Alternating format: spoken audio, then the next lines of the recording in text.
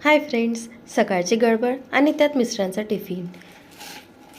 म्हटलं सकाळी त्यांना टिफिनसाठी काय बनवून द्यावं, तर फ्रीजमध्ये पालक होती. डाळभाजी बनवायला घेतली तर मिस्टर म्हणत होते की डाळभाजी नको बनवू.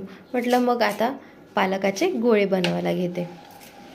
त्यासाठी मी छान पालक 2-3 पाण्याने स्वच्छ धुवून घेतली आणि त्याला बारीक बारीक चिरून घेतली. आता त्यात मी थोडं मीठ घालून त्या पालकीला थोडा वेळ साईडने ठेवून देते. आता मी 1 कांदा आणि 2 मिरच्या घेतलेल्या आहे. कांद्याला छान असं बारीक चिरून घेतलं आणि 2-3 लसूण पाकळ्या आणि थोडं आलं घालून मिक्सरच्या पॉटमध्ये बारीक करत आहे. मित्रांनो, ही पालक गोळी भाजी खूप सुंदर आणि खूप चविष्ट लागते. तुम्ही एकदा नक्की ट्राय करून बघा. बाजूला काढून ठेवलेली जी पालक होती त्याला पाणी सुटलं होतं, तर मी त्याला स्क्वीज करून एका बाउलमध्ये पाणी काढून घेतलेलं आहे.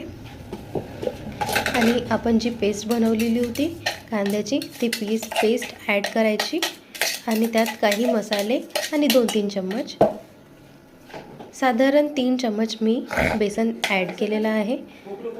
बाइंडिंगसाठी जर बेसन कमी पडत असेल तर आणखी ॲड करू शकतो. आणि याचा गोळा केला आणि हाताला तेल लावून छोटे छोटे बॉल्स बनवून घ्यायचे.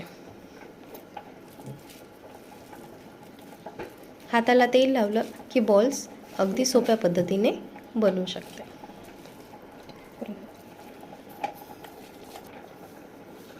बघा, तर बॉल्स छान झालेले आहे. फोडणीसाठी मी एका कढईमध्ये तेल घेतलं, त्यात 2 तेजपान घातले आणि जिरं मोहरी घालून छान अशी तडतडू दिली.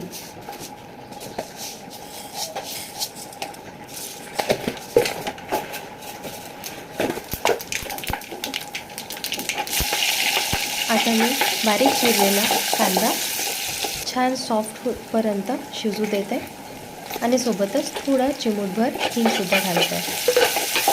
1 टोमॅटो बारीक चिरलेला आणि आलं लसणाची पेस्ट घालून शिजू देऊया.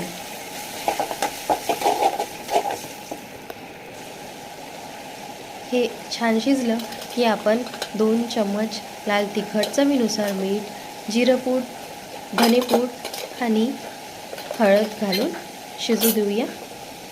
जे पालकीचं पाणी बाजूला काढून ठेवलेलं होतं ते सुद्धा पाणी मी त्यात ॲड केलं आणि जे बॉल्स बनवले होते ते एका चाळणीला छान असं तेल लावलं आणि ते 5 मिनिट शिजू दिलं. हे बॉल्स छान असे वाफेवर शिजले आणि आता जो मसाला होता तो सुद्धा छान शिजला. त्यामध्ये मी थोडं पाणी ॲड केलं, थोडी कस्तुरी मेथी आणि थोडा गरम मसाला टाकून उकळी येईपर्यंत शिजू दिलं आणि त्यामध्ये बॉल्स 2-3 मिनिट शिजू दिले आणि आपली भाजी बनून तयार आहे. ही भाजी इतकी सुंदर लागते आणि व्हरायटी पालक डाळभाजी आपण नेहमी करतो. म्हटलं यावेळेस पालकाचे गोळे पण करून बघावं. हे सुद्धा खूप छान लागतात. एकदा तुम्ही नक्की ट्राय करा आणि ट्राय केल्याच्या नंतर मला कमेंटमध्ये नक्की सांगा की तुमचे गोळे कसे झाले. रेसिपी आवडली असेल तर सबस्क्राईब करा आणि लाईक करायला विसरू नका. थँक्यू.